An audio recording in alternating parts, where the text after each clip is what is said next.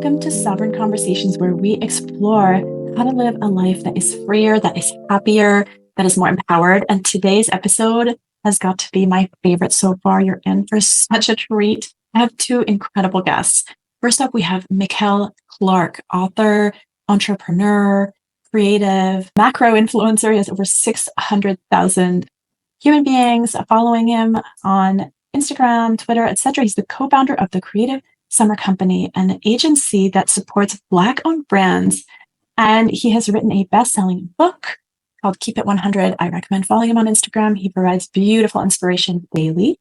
And next up is David B. Godin, an award-winning TV commercial director who is going to share some really interesting insights into how to be more sovereign in this information-filled world. He's also a Jungian coach. His philosophy, the psychic rebellion, challenges us to unplug from the chaos, and boy, doesn't that sound good, and reconnect with our inner selves using depth psychology and existential philosophy to reclaim creativity, clarity, purpose. You will love hearing from these both. Like I said, this has been my favorite conversation so far, and we've had some really good conversations. So here we go. Let's jump in. When I think about sovereignty, I think about starting with the stories that I'm telling myself repeatedly. Because if I'm not thinking about it consciously, it's just already what's been programmed into me. If we're constantly being flooded by images that are projected at us from the outside that aren't sourced within us, at what point does it just become too much? And does it become very much just like visual junk food? It's taking all this stuff in that has been created to make us think something or want something is preventing us from listening to our own self. What it's like to just be totally alone with yourselves without any distraction. My own dad, when I asked him, do you ever just stop and even look out the window? And he was like, no, there's no moment of total silence, in the middle of a day. Welcome, Michell and David. It's so special to have you both here discussing this idea of sovereignty. And Michell, I would love to hear from you. You've talked about ways that you've sort of reprogrammed yourself and abandoned old ways of thinking that were not serving you. And I'd love to hear, your perspective, your story, whatever you want to share. Absolutely. Well, first and foremost, thank you for having me. We've gone from the real life conversations to the podcast conversation. So just happy to be here. And man, we're jumping right into it. I think that right now I'm in a space of really owning the power that I have to shape my beliefs, which shape how I show up in the world, which shape the world that I experience, right? Like it's very easy to forget that. And I think I'd love to hear more from David too about how much media is impacting self-perception. We got plenty of time for that. So over the past 6 months, I've lost or experienced the kind of alteration of some very foundational relationships that I hold near and dear. And there's a lot of hurt that comes with that. A lot of questioning of self. But with the hurt and the questioning of self, I've also been questioning the way that these foundational relationships have shaped me thus far. I'm 35. I've been in close relationship with lots of these people for more than half my life. And so I'm sitting with the understanding that the stories that I tell myself about who I am, the stories that I tell myself about who I am, those are not just my stories. And so I've been sitting with this concept of rewriting the personal beliefs that I choose for myself, with the understanding that these beliefs will actually, to a certain extent, alter my brain chemistry. They'll alter the way that I show up in the world. And so when I think about sovereignty, I think about starting with the stories that I'm telling myself repeatedly. Because if I'm not thinking about it consciously, it's just already what's been programmed into me by my experiences. And so in this year, this quarter especially, I'm really cognizant of that and looking to reclaim the way that I talk to myself as a means of sovereignty. I love that, Michell. Can you give an example of one of the sort of ways, one of the stories that was not serving you and then how you're reprogramming that, just to make it real concrete for people? Absolutely. I had the pleasure of hosting my very first retreat about 3 weeks ago now. at the Kripalu Center in Massachusetts, and it's a very prestigious place.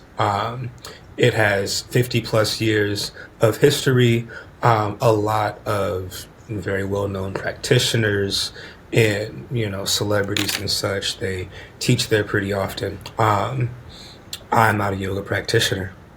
I do not fit the aesthetic of a yoga practitioner. I am a writer who was invited into the space, a very white dominant space, to share my perspective and to teach.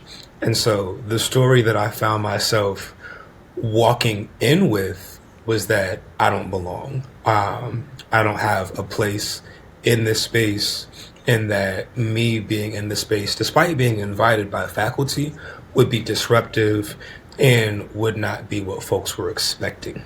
I saw that, I recognized it, and I think that a lot of the work that I did between day one of the retreat, which went well despite my fears. I'm sure it did.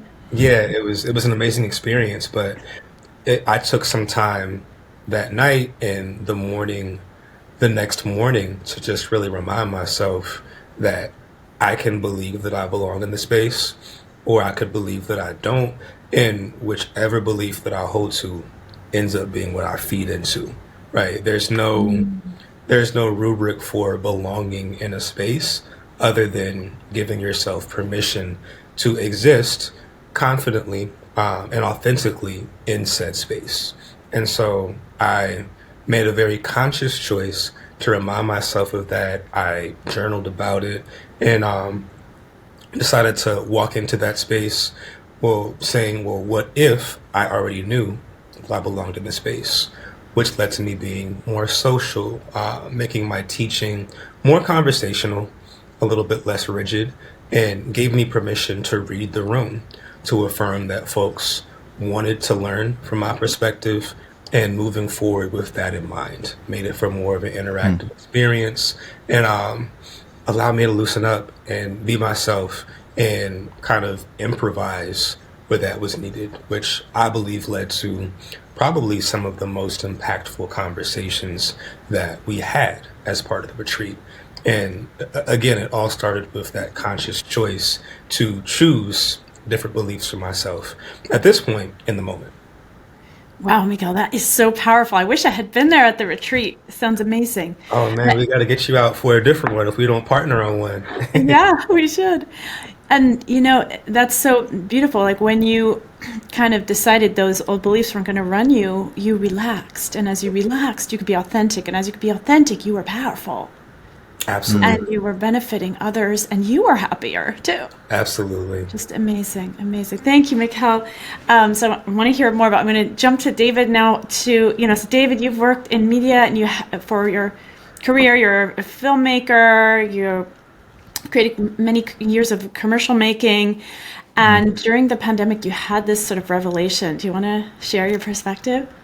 Sure. Well, first, I also want to say I'm really grateful to be here, and Michelle, I just got super energized hearing your story, and congrats on the talk as well, or the retreat and teaching, and walking in with all that fear and coming out of it with like, wow, those are some awesome conversations. So I definitely want to hear more about that. Thanks. Yeah. So yeah, to discuss a little bit about what happened during COVID. So I guess I'll just start with kind of a funny note. I have two fairly young sons, and during COVID, when commercials weren't really filming and my wife and I were at home, we were literally just trying to stay sane. And so for me, my solace and peace started coming at nighttime when everyone else was going to sleep. I was like, I need some kind of space to myself.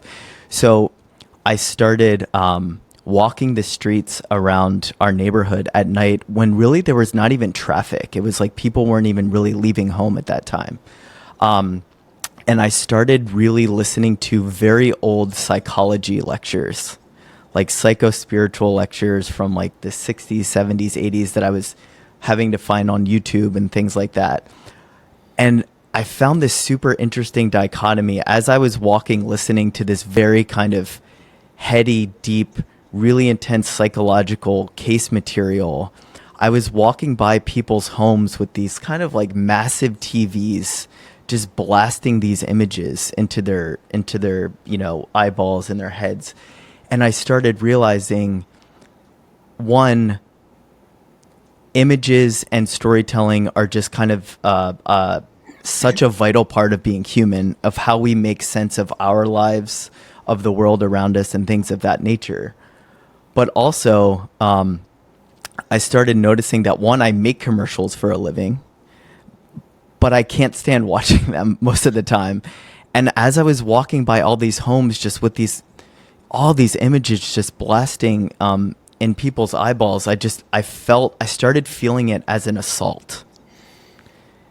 And as I dug deeper and deeper into that, I realized that if we can't consciously understand that our own imagination, the dreams that we're having at night, are a vital resource of our own nature as human beings, speaking directly to us about our experience. It's kind of a true symbolic representation of our current experience. If we're constantly being flooded by images that are projected at us from the outside that aren't sourced within us, on one hand, it can be incredibly nourishing, such as art, like really good art or a great movie or things like that. But at what point does it just become too much? And does it become very much just like visual junk food that is flooding our system, and therefore we can no longer find ourselves because we don't know the difference between what's trying to emerge out of us and what's being projected at us? And so I've kind of spent the last few years really developing my own ideas and concepts around what it would mean to actually psychologically detox from a culture that's assaulting us day in and day out. And I want to be clear, though, that I still direct commercials, and I still find that, we still need to buy things. There are things that we all enjoy. It's more for me about being conscious as human individuals about how much time and what it is that we're taking in visually. And I feel like that's a really important, way for me to come into this conversation. I love that, David. He's really talking about our minds are conditioned, not just by, like Michal was saying, like old programming that we've learned or it's been passed on or whatever, but then also conditioned by what we're taking in. And then the part that really strikes me, and I'd love to hear Michal's thoughts on this too, is that it's taking all this stuff in that has been created to make us think something or want something is preventing us from listening to our own selves, which is our own spirit, our own creativity. And we know from neuroscience that our greatest ideas come when our brain is not actively focused on something, but when we are in a space, and Michal's a poet, so he knows, and I'd love to hear your perspective, but like it comes when your brain is in alpha wave mode, which means it's not highly focused and it's not about to pass out. It's that in-between meditative mindset. Like you had that insight as you're walking the streets, relaxing, and you get an insight, right? And so, and Michal, I'd love to hear your thoughts also. I know, I don't know how you come up with your poetry, but I'm sure it's not while you're watching commercials. Yeah, so many thoughts, and I love so much of what you're both saying. I was over here trying to clap on mute while David was talking just now. And I think he hit the nail on the head that all of these images, these videos that we consume every day, a breaking moment for me was when I realized that these different social media companies, they don't just employ marketers, they employ psychologists. They employ psychologists not for the sake of our well-being, but to figure out the science behind keeping us addicted. And I think of a junk food diet of content and media as being possibly worse than a junk food diet of bad food, junk food. I think they're neck and neck for the way that they shape us and affect us and impact our health. And to your point, Emma, I think that a flow state is amazing. And I think a flow state is possible when you are also consciously consuming healthy forms of writing, cinema, content, experience in general, right? Like if you're in a flow state and you're exhausted and have a bad diet and do not have a mindfulness practice and have been scrolling, Facebook for hours, as many of us do. I still do it myself, despite knowing how bad it can be. You're in a flow state, but you don't have any fuel to build anything off of that could make you feel creatively fulfilled, or feel creatively empowered. And so, yeah, it's very difficult to survive capitalism as a creative person, and to feel good about just what you experience on a daily basis. It's hard, and I think it's important to be mindful, but as David said, to also give ourselves grace, to know that we are surviving within capitalism. We have to operate within capitalism, and so we can be self-aware, but also kind to ourselves. I love what you just said, Michelle. All of it. It's so powerful. And I did want to mention, Michelle is a successful social media influencer with hundreds of thousands of followers who puts out positive, uplifting, poetic messaging, and of course also has a book, a poetry book, or more. Do you have more than one, actually? I have 2 books right now. Yeah. 2. Okay, we're going to link those below. And, you also pointed out something really interesting, which is when we're tired. When we're tired is when we are not able to necessarily have that mindfulness or that conscious awareness. And that's where we can succumb to the messaging, which can lead to fear, which can lead to, just even these days, like just looking at the news, everything is so heated. And even if I spend 5 minutes on it, I notice how I feel for 6 hours afterward, and it's just so intense. And if you're taking that in, day out, I had a colleague who was like, oh, I can't sleep at night. I'm like, what do you do before you sleep? He's like, I watch 11 p.m. news. I'm like, okay, good luck with sleeping after that, right? But he didn't realize, but so David, so obviously, Michelle, you have mindfulness practice. I meditate too, like this consciously unplugging every day. It's like that sovereign space of like regaining that mental sovereignty. For me, that's how it is. Like I'm like, okay, like I've cleared the plate. Like I'm in line with myself, with who I am, with my own creativity, with what I can offer. So I can offer to the best of my ability as I go through my day, right?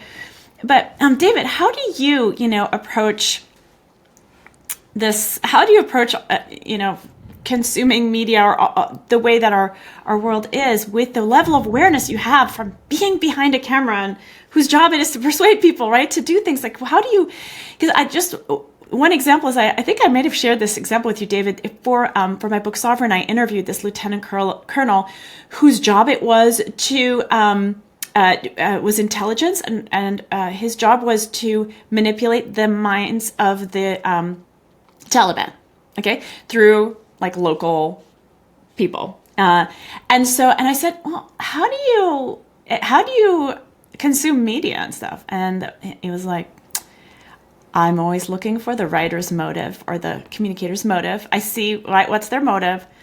And I was like, how do you communicate with your kids? And he said, well, when we go to the grocery store, if they are, the kids want some like unhealthy cereal, I'll be like, oh yeah, why do you want that cereal? And the kid will be like, oh, because it's like got these little characters on it and they're so cute. And okay, so why do you think they have those characters on it? And their kid's like, because it's so fun and it makes me want to play with the box and like look at the back and eat the cereal. Okay, so why do you think that? He's questioning, like teaching the child sovereignty, really. But anyway, David. Yeah, it's so funny, like going down that rabbit hole, just thinking about the cereal boxes. So one, I can say it's kind of funny, my Emma's met my wife, Rasha, as well, who also works in the same industry. And it's funny that we make all of these things for a living, but we don't have a television.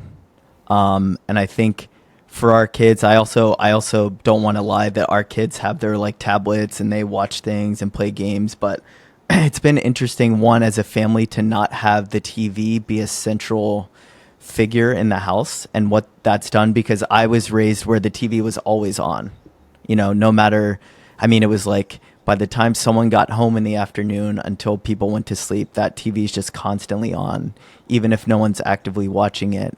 But for me, as I've dug deeper and deeper into all of this, one, I've had to get off all social media, and Emma and I have kind of joked about this, but she's like, no, but you need to promote yourself and your work. And for me though, it's been, so as of, right now I can say the last social media platform I got off 6 months ago was LinkedIn. I still use LinkedIn for work and networking, but as of now, I've been off all of them for 6 months completely. And it's just brought about this kind of more direct experience with what's happening right in front of me, and with the people around me. And one thing I wanted to bring into this, that since we've been discussing it, is, Michell, you mentioned kind of rewiring or reshaping your own beliefs about yourself. And, Emma, you brought in the example of this colonel that you interviewed and his kids and all this messaging. And one thing that I've been sharing with some of my friends in conversation is when, for example, I have a close friend who calls me in a lot, and he keeps saying, I just have this voice in my head that's just this every day, just berating me with negative talk. I'm the worst. I'm awful. And at one point I just stopped him and I said, how do you know that that's your voice? And he goes, well, what do you mean? It's in my head. And I said, yeah, but are you sure that that voice isn't just a conglomerate of the years of a society that's been subtly teaching you to conform, to go against yourself, to distrust yourself, and to trust larger mechanical systems at play? And I said, this isn't conspiracy. This is just, look at our public education system. I'm a product of it. It's all about conformity. It's all about the answer only exists on this page. Don't think outside of this box.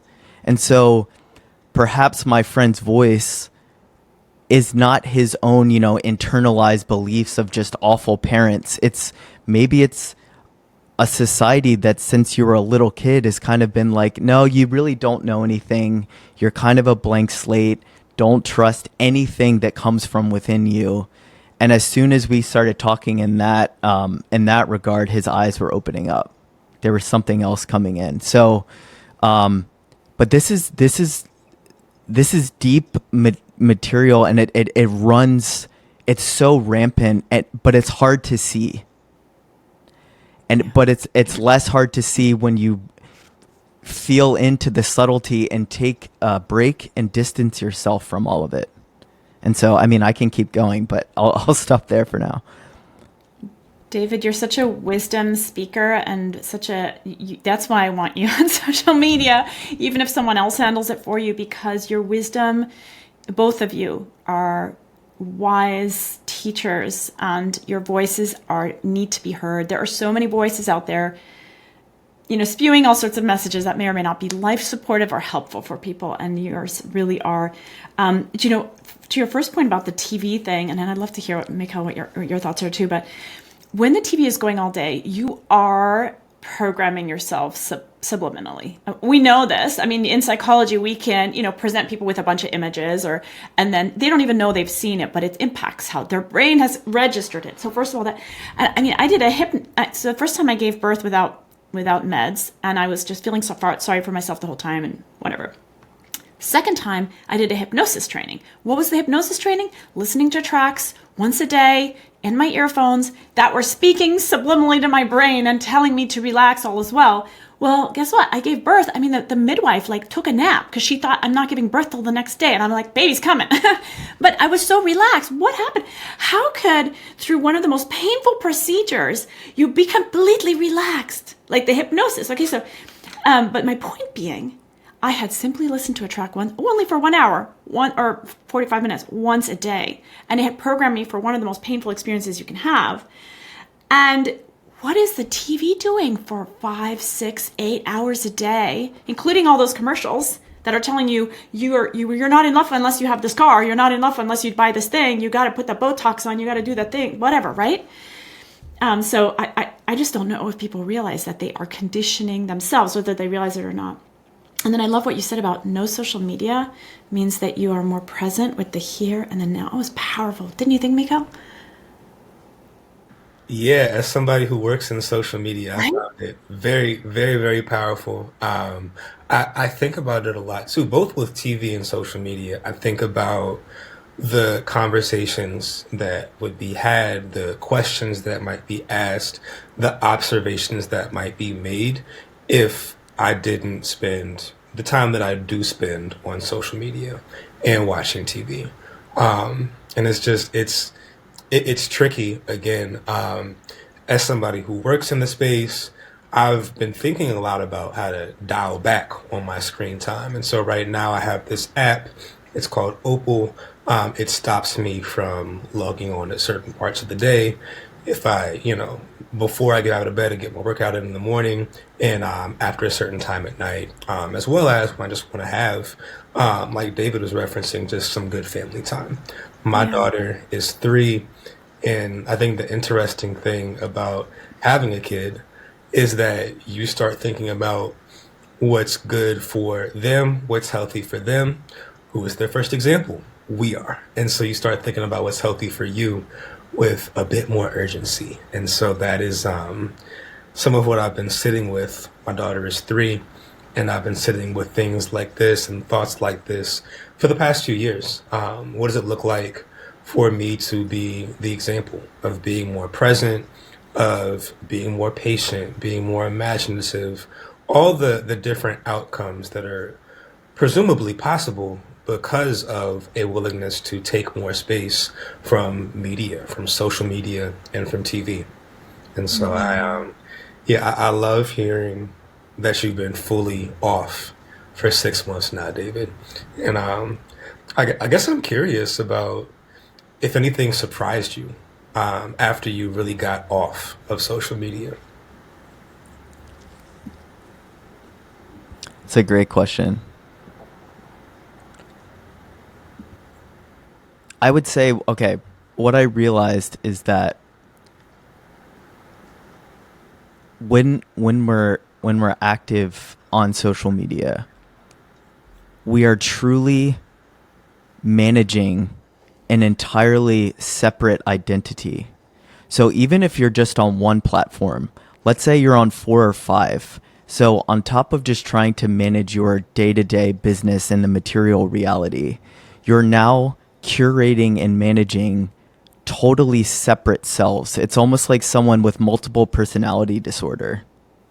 And you're having to try to manage being multiple split selves, and then trying to achieve some form of success as these separate selves, and comparing yourself to the separate selves of others. It's literally existing on another plane. And so when I got off, I realized that while there is an importance to being on social media, I don't want to discount that. I think it's unbelievably important in so many ways, and I think I kick myself sometimes because I realize the importance of it. However, this next thing I'm going to say kind of is going to loop into what we've already been talking about, which is if you're constantly on these things, even as a consumer, and if you have television on in the background, and Emma was talking about kind of this subliminal messaging that's kind of permeating your being, even if it's on in the background. It wasn't until the radio that for the first time, something else could really manipulate your instincts that wasn't present in your material reality. So think about it. In a little over 100 years, we've gone from like the radio to the television to the internet to smartphones to virtual reality, and it just seems like more and more they're trying to control like the periphery of what even is reality. And the most important thing I wanted to say in all of this is that if your instincts are being manipulated by something out of your physical environment, that's how you know you're being tricked in some way. If you're in your house and it's a beautiful sunny day and there's no actual threat to you or your loved ones in any kind, whether it's a wild animal, an intruder of some kind or whatever, if you're watching something and it's triggering your fear instinct, that does not exist in your material environment. And we need to make that differentiation to stay sane. Because if you have the TV on and you're watching images of war, and then you're scrolling social media and there's some other natural disaster going on, but meanwhile your family's totally safe, sitting calm in the living room, what's really happening to you? Your instincts are being manipulated to feel fearful, and therefore go seeking some authority to assuage your fear. And that's dangerous. That's a dangerous state to constantly be in. So getting off of social media for me has allowed me to differentiate what I'm feeling based on something internal or something from my sensory environment, or is it coming from another source altogether? Where is it coming from? And constantly questioning, where is this whatever feeling? What's the source of it? And how can I have a relationship to it and understand that source better? Wow. That is so insightful. It's like, is it coming from inside? Is it coming from my immediate environment? Or is it coming from another dimension, like a virtual experience? Yeah. I mean, that level of awareness, I'm just really grateful to get that from you as someone whose job it is to condition people to think certain things, right? In commercial. I mean, it's just so insightful. Yeah. Michael, did you want to respond? You were nodding your head. I'm just agreeing aggressively right now. Part of what I spoke about at the retreat was there's this concept that it's not you, it's the systems. It is the systems that allow us to operate as humans that are in conflict with systems of society, right? So a lot of what David was alluding to pertains to our stress response system. We are not that much different biologically from our ancestors who were literally hunting and gathering. There were no consistent requirements to respond to email after 8 p.m. There was no worry about how others would perceive you on social media, which is 24/7. And so all of these elements of uncertainty, this questioning, this stress, this need to be on in a certain way, we are not meant to manage for that. We are not meant to manage for the world that we are being forced to live in. And so I'm just aggressively head nodding and agreeing and just taking notes. No, absolutely. How do you both feel about the news? What do you say, Michael? Michael? Oh man, specify the question, please. The stories themselves, or the news in general as an entity. Just your relationship, I guess, to it. Oh man. You know, piggybacking off of what David said of just there's an external, Yeah, I'll speak to what I try to do with the news and am somewhat successful at doing. I try to be aware enough of what is happening in global, national, and local news to protect myself and my family. Yeah. I try to avoid being in the know on every single story, every single possibility, especially in instances where I am acutely aware that news outlets are owned by, I forget the number, but it's less than 12 people. 5 people total. 5 or 6 Right. companies. Yeah. Are there any that are not billionaires, Emma? Huh? Are there any of those 5 or 6 that are not billionaires? Yeah, they're companies that own them. So you've got to wonder, you know, Yeah. yeah. But I think that, David's talked a lot about awareness, being aware of the goal of these companies and publications and people who profit from the news, that it's to keep us in this constant loop of having to see what is next, wondering what is next. And, without worry, without making everything feel necessary, they don't bring us back into that loop as frequently. And so I have to prioritize my needs to not always be aggressively in the know, to not be terrified of what will happen on the next news cycle, but know enough to protect my family. And that is a balance that I am nowhere near close to mastering. So, David, if you have any tips, any insights, I'm all ears.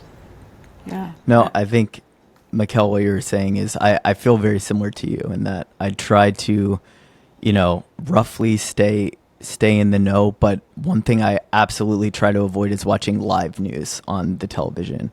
I read, there are a lot of companies now that send you the kind of quick bites of kind of what's going on in the world, that I can scan in, 90 seconds. So I think the news to me is one of the most toxic dumping grounds for triggering instincts and as Michell, you were saying, stress responses. Nothing like the news will put you into fight or flight mode. Mm-hmm. One story I found really interesting as I've been, Emma, I think I was joking with you that I've, gone down the rabbit hole back and forth way too many times. But because I work in advertising, over the last few years, I've been doing a lot of research, and, my wife's like, you got to stop buying books. Like, where are we going to put all these things? But one thing I find super interesting, and this should really connect the dots, is, so there was this guy who's considered one of the kind of godfathers of public relations in the modern Western world, and his name was Edward Bernays. And funnily enough, Edward Bernays happens to be the nephew of Sigmund Freud. All right. And so isn't it interesting that the person, one of the few individuals who is considered to be a godfather of public relations and subsequently advertising in the United States, had a very, very keen and intimate understanding of the human psyche based on his relationship with his uncle, and brought all of those things not only into Europe, but also to the United States to decipher how can we mass broadcast messages out to the public and sway public opinion on any myriad of issues. So I just find that little connection to be super interesting, because once you know that that's an entry point into all of this, there's no way to separate what public relations has become now that we're talking about the news and the brilliant psychology of probably who's considered the most famous psychiatrist ever in Sigmund Freud. So we'll kind of leave that one to just like sit in the ether. Yeah. It's fascinating to me. And I have a friend who's an award-winning writer, and he's a current events journalist for major publications. And he will routinely go on retreat for a couple months. And he says, I come back, and he's like, nothing's really happened. He's like, it's not that big a deal. But he said, our job as journalists is to get you into fight or flight so that you will click and read, and then you will click on the advertisement. And I used this quote in my book because I was quoting a major television executive who said, our job is to deliver the consumer to the advertisers. Which is wild when you think about it. But the point is, okay, so the journalists are looking to activate our fight or flight. Why? Because it gets our attention, because our brain is going to focus. And then when our brain is on there, then it's going to focus on whatever it is that is being delivered. And so I think, like you're both saying, just having awareness of that and having really good boundaries around it is key. And I just want to, mention one thing, as we're talking about this, that, for every horrible thing that gets reported, there are millions of people helping their neighbors, loving on their families, doing random acts of kindness because they're just see that other people are in need around them. And all of those stories do not get reported, but they are what humans are truly about. Like, most people are good people trying to live good lives, being kind to others. And we know that from research. Compassion is actually innate. And whenever you read all this bad news, it's like my son's like, there's no news, Mom. It's just bad news. The bad news, you just feel like, oh my gosh, the world's going to hell and everybody's a bad person. No. Most people are good people. And, if there's this one message I want to get out there is that, to realize that, like, you are good and the people around you are also good. Like, there's not, the news is not the reality. It's actually the exception, I think. That's really beautiful. And it's like making me emotional just hearing that, because I really do believe that, and I spend a lot of time, at least traveling in the US on a lot of the commercial projects I'm working on. And I'm always amazed everywhere I go when I, go out to a dinner like near the hotel or something, or I'm even, going into a local coffee shop. This country has a lot of beautiful, amazing people in it. And almost everywhere I go, what I see the most are people collaborating, people helping each other. As you said, neighbors who are like watching each other's kids because some parent, their spouse is in the hospital and they're taking on another job. Like, people are doing the best they can. And when people get so down on our this country and like where it's going, I'm like, but if you just turn it off, that's the other thing I wanted to mention. We're talking about sovereignty. We have the power because we can turn it off. Mm-hmm. No one forces us to watch these things. No one forces us to read them. We can literally just click off. And when we do that, we can be present in our community, for our family. We can see all these amazing things that are happening around us all the time. The most beautiful, simple little things, these little gestures. And that is so vital, it seems, to being sovereign, is you have the power to just shut it off. Yes. And no one can take that away from you. No one. And that's an amazing feeling. Yes. Yes, we have the power. And that is sovereignty. Sovereignty is moving through life with awareness and alignment with yourself so you can show up as your greatest potential, as the person you want to be, and be in touch with yourself, not conditioned. Yes. Yeah. I love that. Michell, do you have any parting words for us on that note? Oh, man. I'm about to take what David just said and add it to some of my core beliefs that I'm going to write through this week. Yes. That we always have the power to turn it off. I think in a lot of ways I've been working towards a similar understanding out of necessity. Everything from the snooze button that I kept wanting to hit this morning when I wanted to sleep in, I needed to work out. The background is that I have deterioration in my spine and a herniated disc and all these things that make me getting out of bed painful any day. But when you have a toddler who's up until 11 o'clock at night, getting out of bed is painful for different reasons. But again, that sovereignty and that awareness of sovereignty feels really relevant, from, being able to get up in the morning and know this will make me feel better. Right. I think a lot of it comes back to the willingness to delay gratification, to delay, the rush and the distraction of watching some more TV, watching some more of the news, scrolling more.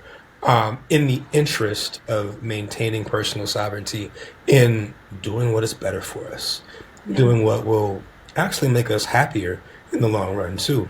Um, I think about a lot of the social media that I consume and the junk TV. I have my shows that I am choosing to watch, and then I have my shows that like a friend is like, watch this thing, and it's fast paced, and I just find myself watching it because I started it, but it makes me feel more nervous. It makes me feel more frustrated. It makes me more closed off. Remembering that I can always disconnect and separate myself from all of these different things that are flashing in front of my eyes feels like a really important grounding belief and a way to kind of take back control of the time that I do have. That is so beautiful, Michelle. Yeah, David, do you want to just launch with about the being alone with yourself thing? Yeah, so I'm just always curious about asking people, like I asked you both, if what it's like to just be totally alone with yourselves, without any distraction. And I was mentioning, my own dad, who he just loves me. I mean, he's the biggest cinephile of anyone I know. My dad knows a lot about movie history and things like this. But when I asked him, do you ever just stop and even look out the window? And he was like, no. There's no moment of total silence, in the middle of a day where it's just you with the birds chirping outside. And if there's not, it's just, I felt that as a pain when he told me that. It kind of hurt. And to just constantly be existing in an unnatural environment. Because as Michelle said earlier, humans evolve very slowly as a species. We've been evolving for a very long time. We are very, very similar to our hunter-gatherer ancestors. Mm-hmm. And yet, in the course of 100 years, the light speed advancements of technology are just very quickly taking us out of we are nature. Humans are nature itself. We're not separate from it. So to exist in these very unnatural environments creates a lot of strange symptoms in us that we still can't comprehend. Mm-hmm. And isn't it interesting when you read about people who are suffering from addictions or behavioral disorders or obsessive compulsive, they go to these nature centers and they spend a week with this group in the woods, and all of a sudden their symptoms are gone. Mm-hmm. What is that telling you? Mm-hmm. Yeah. So. Yeah. And there's actually two studies, like that one study, where people prefer to give themselves electric shocks rather than being alone, which is insane, but that's one thing. But the other thing is that when you bring people outside into nature for 3 days, unplugged, they come back with 50% more creativity. 50% more creativity. Like, what does everyone want? Everyone wants to be innovative. Every company wants people to be innovative. And why? Because when you're, like you said, unplugging from everything, you're plugging back into you. You go into nature, you're plugging back into who you are. You're realigning with yourself. You're becoming sovereignly aligned with who you are. And you get in touch with your natural innovative potential, which is everyone's birthright. And every child is so creative. But then they become adults, and there's like this massive creativity crisis going as people go along in school, as kids go along in school, their creativity plummets. And you put them on a screen 24/7. They're not able to be in that place where they're super creative, but all of us have the potential to be extremely creative and help, improve this planet. And it's just so fascinating to me because that comes when we're alone. It comes when we're aligned. Yeah, Michelle, you were going to say something too. One, I really agree with what you're saying too, Emma. I forget what I was going to say exactly, but I think another piece of this conversation too is that we're meant to have alone time and we're meant to have time in community with other people in real life, like not just on Zoom calls, not just on phone calls or through email threads, but in real life. And sometimes I wonder if humans are fortunate enough to look back on this era and, describe us as living in ancient America, like how there are ancient Egyptians who were also studying ancient Egypt because the timeline went on that long. I wonder what they will say about this era. If you zoom out enough, we've just branched away from so many of the things that make that ground us as humans, right? Like when you look back at communal society, it wasn't meant to be this mega conglomeration. It was meant to be a structure that honored the needs of its people, which has oftentimes been better when it's been, again, smaller in scope and able to better respond to people's needs. Like so many societies, so many early societies are communal based. They are not productivity centered. They are not revenue centered. They are based on community. Half the day is not centered around work, so folks can have siesta or other different things that allow individual people to connect with each other and to rest. And that has been what humans know is best for humans for thousands of years. Yes. And again, just the past couple hundred years, we have deviated away from that very aggressively. And we have built propaganda and PR, as David referenced before, to affirm that we're supposed to always be moving and in motion and innovating when we're not creating the conditions for that. This is so amazing. It's brilliant.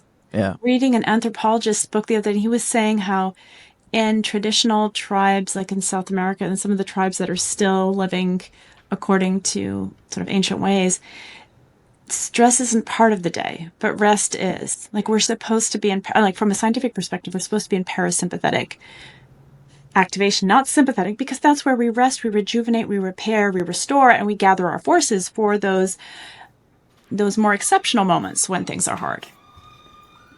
Yeah. Sorry, my door's open. Did you guys hear some noise in the background or not? A little bit, but it's all good. Just a tiny sound. Yeah, did you guys want to add anything? Or we can also wrap up. I mean, it's up to you. I just want to say what you were both saying is, it's absolutely brilliant. And I totally agree that we are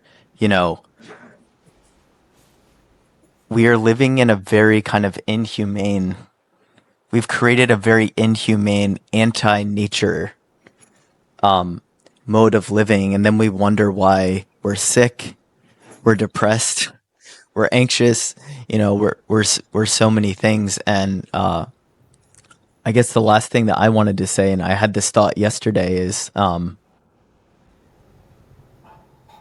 once we find out how we have value, how we bring value, I should say, to our actual human community, that's when we feel, I think, most sovereign and most connected, is that my presence, my value, who I came in, as I study a lot of Native American cultures as well. And they would say, when you find out what your medicine is that you came in carrying, then that medicine belongs to the tribe, to the group. That's when you feel most connected and most alive, because you're directly an influence in a positive way to your community. And how so many of us don't feel that. We don't know how we're of value, and we try to fit every single human being is absolutely insanely amazing. If we actually tapped into our full capacity as a human, we have no idea how amazing we are, and how we're each these little frequencies that belong to the group. And if we could just find out what that frequency is, and then let it be known and have others feel it, it's like a cup that never empties. But we don't live in a place that really nurtures that well or helps people find it. So I don't know. It's beautiful. These are like my random.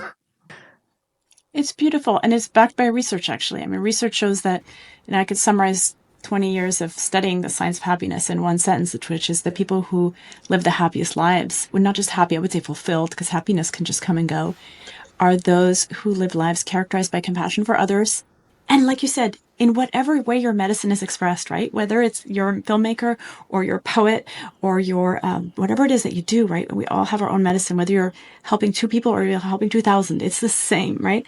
So compassion for others balanced with self-compassion. And as we've been talking, like our modern lifestyles sometimes tries to stand directly in the way, either through programming or through lifestyle, that self-compassion. But that combination and that awareness of the sovereign awareness, all of those together aligns with you being in touch with your medicine and expressing it and healing the planet. My kids, even last night, my little guy couldn't go to sleep because, Mom, why are people polluting the ocean? I don't want the turtles to die. He's very upset. And I'm like, I know. I don't.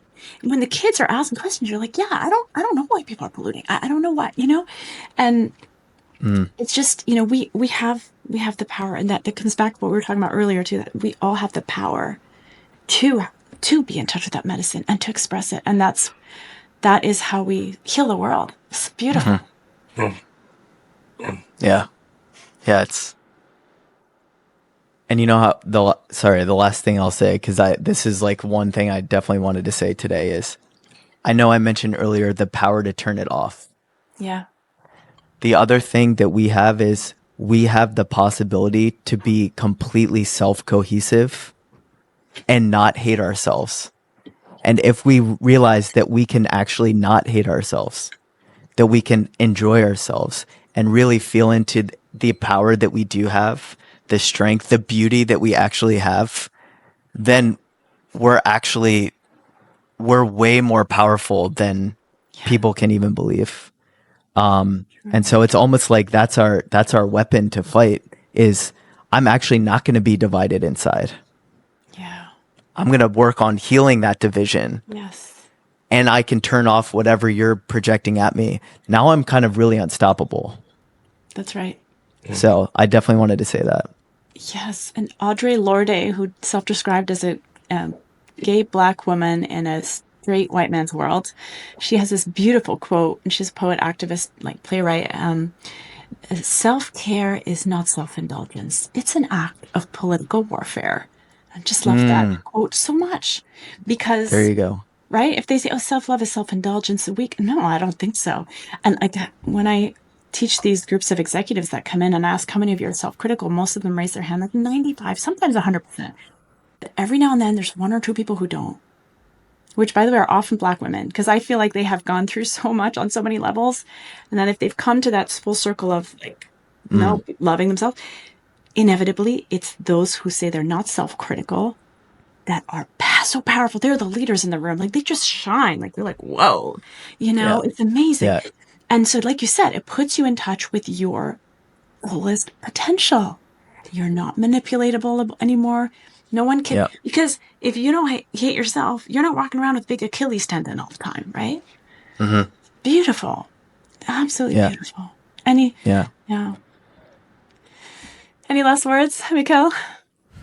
Again, I'm just nodding my head in agreement. I think I'll just end by saying I'm just really thankful for and appreciative of both of your perspectives. I think a lasting thought that I'm kind of sitting with right now is that, again, going back to these concepts of self-care and self-love as the means to ground yourself and to find your medicine, right? To share whatever your medicine may be with your people. It's all interconnected. And when you make space for the silence, you make space for self-exploration, for self-discovery.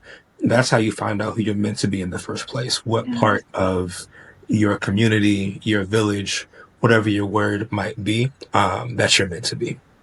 I love that, Michelle. And both of you have so much medicine that you are sharing with Michelle, with your words, with your poetry, and David too, with your both of your perspectives. And this podcast episode was medicine. It's beautiful. So thank you both so much for being on it. Thank you both. Thank you.